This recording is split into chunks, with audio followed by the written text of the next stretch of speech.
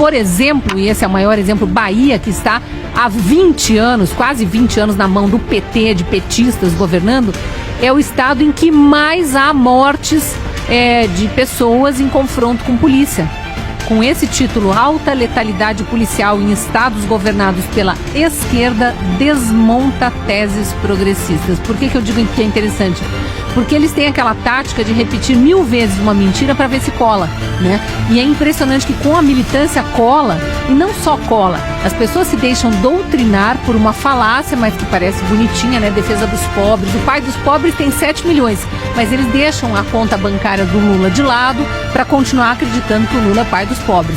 Não houve redução de pobreza nos anos em que ele governou. Ele simplesmente alterou a forma de medir a pobreza nas estatísticas do IBGE, que é exatamente o que está acontecendo de novo aí com o novo presidente do IBGE, indicado pelo Lula, a revelia da Simone Tebet, né? Porque o Ministério do Planejamento que ela coordena, que deveria estar a par de quem comanda o IBGE, mas ela foi a última a saber, né? Um capacho dos machistas, homem branco cis, para usar o palavreado que eles gostam, né? Ela que se dizia tão feminista, tão defensora das minorias, que estaria nesse governo para representar a minoria das mulheres, que também não é minoria, né? Em termos numéricos, nós somos maioria na população, então é tudo uma falácia. Mas o pessoal vai caindo, se deixa doutrinar, sequer para refletir sobre as bobagens em que está se afundando e pior, sai repetindo. Então essa história de que a polícia mata pobre, que a polícia mata negro, que a polícia mata inocente, é uma bobagem plantada não só pelo PT, mas por esses partidecos de extrema esquerda que apoiam o PT, que virou um extremista de esquerda também, para tentar fazer a população ser mais conivente com os bandidos. É o que a gente costuma chamar de bandidolatria. E a gente está vendo isso, né? A gente está vendo André do Rap ser descondenado, ou pelo menos ter seus helicópteros e outros bens devolvidos a título de vamos fazer justiça, aquilo não estava no processo, foi apreendido, mas não teve ordem judicial para apreender, então estava ilegal o processo judicial, vamos devolver. Não que eu esteja defendendo ilegalidade no processo judicial, pelo contrário. Mas aí pegam e apreendem bens de uma tiazinha de 80 anos, uma vozinha de 80 anos que estava rezando na frente do quartel. E não só isso, apreende os bens, prende esta senhora, mantém presa esta senhora, junto com pais, com mães de crianças pequenas. A lei brasileira não permite que pai e mãe fiquem presos. A mulher do Sérgio Cabral foi solta porque tinha um filho de 12 anos. 12 é o limite. Menores de 12 anos não podem ficar sem pai e mãe. Então um dos dois, quando os dois estão presos, põe uma tornozeleira eletrônica, volta para casa, prisão domiciliar. Foi o que aconteceu com a esposa de Sérgio Cabral. Os dois corruptos e ladrões confessam. O Sérgio Cabral disse que era viciado em roubar. Ela foi cuidar do seu filhinho de 12 anos. Um monte de mãe e pai de criança de 4, 5 anos ficou meses na Papuda, na colmeia, e com essa massa idiotizada aplaudindo isso. Essa tirania, esse abuso de autoridade. E assim, da mesma forma, estou me desviando aqui, mas só para mostrar, a contextualizar o negócio. Assim como fazem com essa narrativa de que a polícia assassina, de que a polícia mata, de que Bolsonaro pregou ódio policial contra a população pobre. Os números não mostram isso, meus queridos. Então vamos conhecer os números para a gente argumentar com inteligência, com respeito, né? A pessoa que se deixa envolver nessas narrativas, ela não é necessariamente uma pessoa má. Ela está se deixando levar por uma narrativa que vem de um grupo do mal. Esse sim é um grupo do mal, porque prega a soltura de bandidos, a prisão de inocentes, deixa a vítima esquecida. Nunca ninguém fala na vítima. A vítima que se dane, já morreu, né?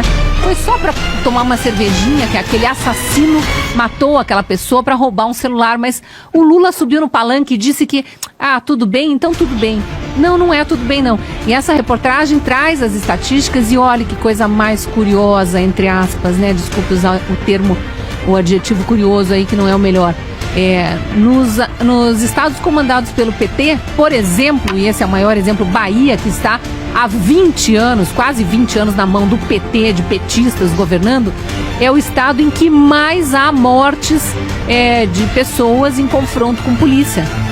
E aí tem todos os números aqui registrados. O outro caso citado, que é o do Amapá, é o segundo estado com a maior mortalidade provocada por policiais. Isso aqui a gente não está levantando mérito se foi em tiroteio, em legítima defesa, porque a gente sabe que a maior parte dos confrontos com policiais é entre bandidos e policiais.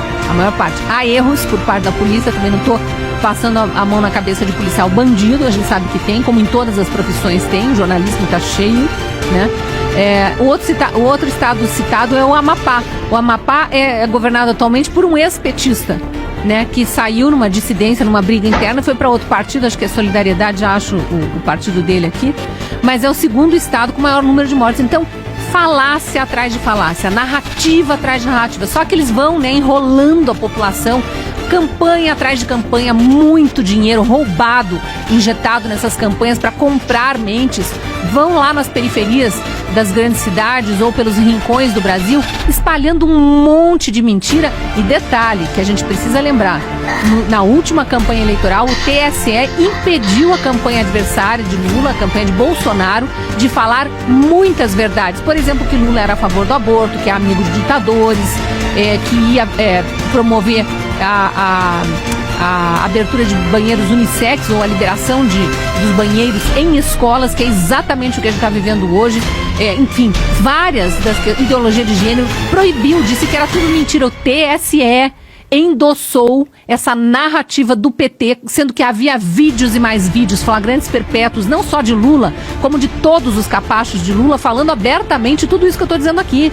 Que eles eram a favor de Nicolás Maduro, blá, blá, blá, tudo que a gente sabe. Estava aí, semana passada, a Gleice recebendo os comunistas do Partido Comunista Chinês, gravando videozinho numa sala toda vermelha, com foices e martelos do lado da bandeira brasileira e do lado da sigla PT, confundindo pátria com país, com partido, uma confusão inaceitável. E aí diziam que não podemos dizer que eles são amigos de ditadores. Fomos censurados. Gazeta do Povo teve tweet censurado. A Brasil Paralelo teve documentário censurado previamente. Não estava nem editado, nem pronto, ninguém tinha visto.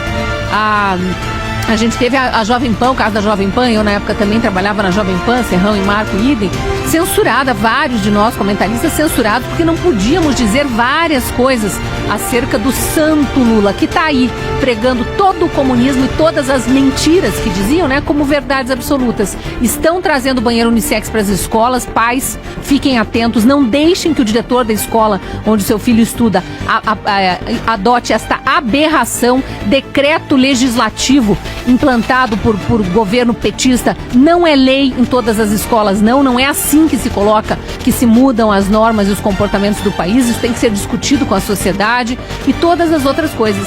E essa da letalidade policial é só mais uma das mentiras que cai por terra. Não precisa nem completar um ano de governo, né, de desgoverno.